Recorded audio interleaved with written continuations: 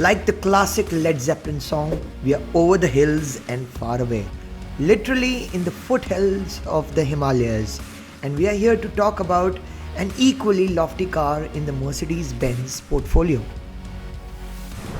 No, we are not talking about the S-Class.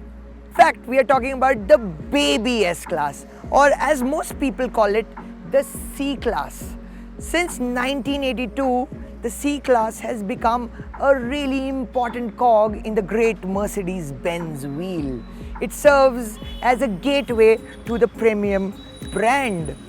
And over 5 generations, the C-Class has become one of its icons. And with this 6th generation C-Class, as even Siddharth put it in his review, things have become sportier and edgier. But that's not why it's called the baby S-Class or the baby Benz. It doesn't share the powertrain of the S-Class, it doesn't look like an S-Class, and definitely it's not as big as an S-Class. So why is it called the baby S-Class?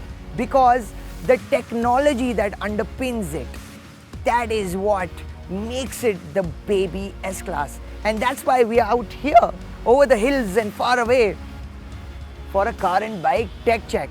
Let's hop in. Perhaps the biggest telltale sign that things have been borrowed from the S-Class is the presence of the magnificent 11.9-inch central infotainment screen, which is at an angle.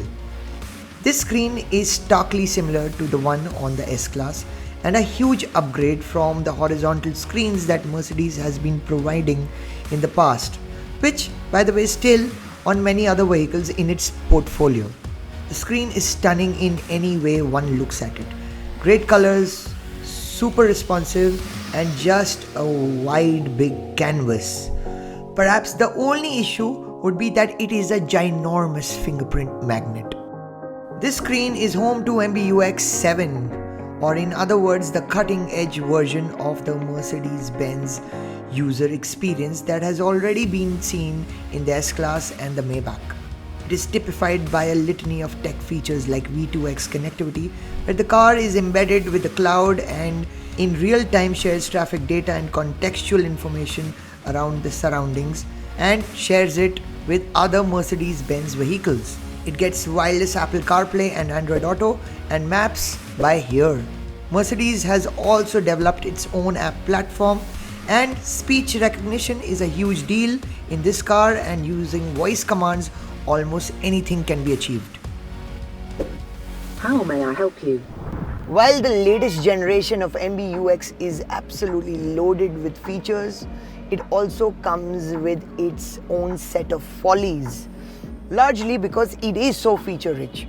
For instance, these icons, this design language is all not very modern. This icon in particular reminds you of something from Windows Media Player on Windows Vista. That was in 2006.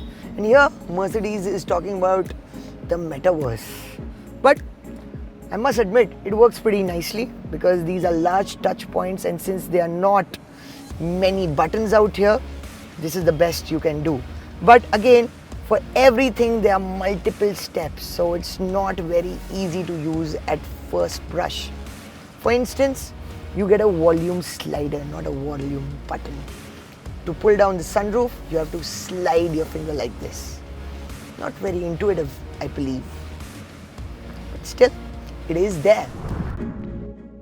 The C-Class gets prodigious connected car chops thanks to the Mercedes Me app.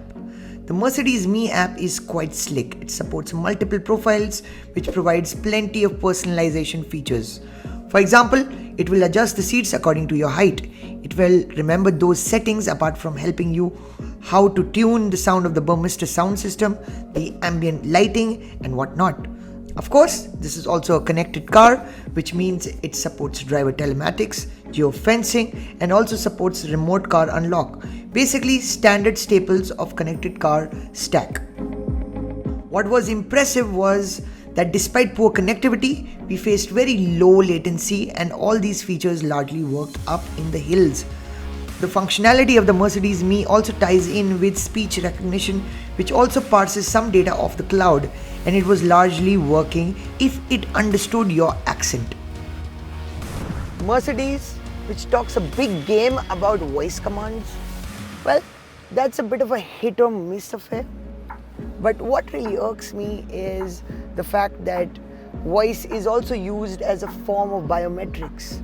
You can unlock the car by using just your voice, and if it doesn't recognize it, then you have to fall back to the fingerprint scanner, which admittedly works really nicely, just like as you would use on any smartphone. But this should be more buttoned in. It should feel more like what you get on an iPhone with Siri or with the Google Assistant on an Android phone. But it's clearly not there, but the hope is in time it will get there and it will understand the accent more accurately. Then all the hoopla around the V2X technology doesn't really make a lot of sense for the Indian consumer, because A, we are not yet a 5G market. V2X really comes into its own when the market the car is in is got 5G connectivity. That will happen soon, so from that aspect it's future ready, but still only the Maybach and the S-Class get the same functions, and clearly there are not many of those cars, and even this car is not going to sell in the millions in India, so it may not have that much of relevance, but it's a nice feature. The car will be more integrated with the infrastructure. The roads, fellow Mercedes cars, the cloud, all the information is going to be collated together, and contextually it will be presented and updated in the car in real time. Mercedes has also amped up the ADAS capability for the C-Class. It comes with an assortment of cameras and sensors that all provide spatial awareness while you're driving. Considering we were in the tight and twisty winding roads of Missouri, the car by Indian standards is still quite large, we managed to drive it without much of a hitch, as the indicator on the infotainment display shows with clear graphics if anything is around the car, be it a two-wheeler, a pedestrian, a car, or even a cow. This system, however, is quite sensitive, which is quite normal, but it will get some getting used to. There are automatic emergency brakes as well, which come very handy while you are driving on the highway. There are assistive indicators for overspeeding as well, and the car has a sophisticated ESC system. It also gets sophisticated parking cameras that have dynamic grid lines, and also it helps with voice guided instructions. There's also a wireless charger that is quite inconveniently placed alongside 3 USB Type-C ports. One is near the cigarette lighter, 2 inside the storage space in the front row armrest. Mind you, considering this is the baby S-Class, there is nothing on the back row, not even in the armrest. This is a big miss in my opinion. Now the good news out here is that this car, the C300D variant, gets a Burmester sound system that's been inspired by the S-Class. It gets 15 speakers and over 700 watts of power. That is staggering. On top of this, it gets 3D audio as well. Now the sound signature is quite neutral, but you can easily dial in your sound to your heart's content, and sound system will really sing. But must also say it's not the best sounding system. 3D audio is a bit gimmicky. It adds a bit more flavor to the surround setup, but mostly it opens up songs which have got a very bassy vibe and lack a bit of detail in the mid-range and treble.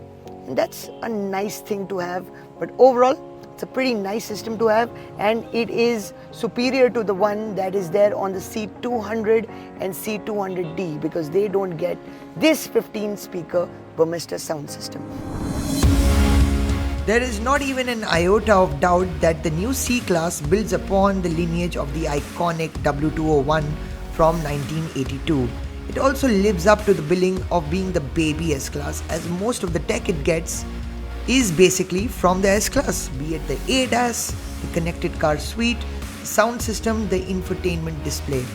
It is all derived from what most people call the best car in the world, and that is never a bad thing.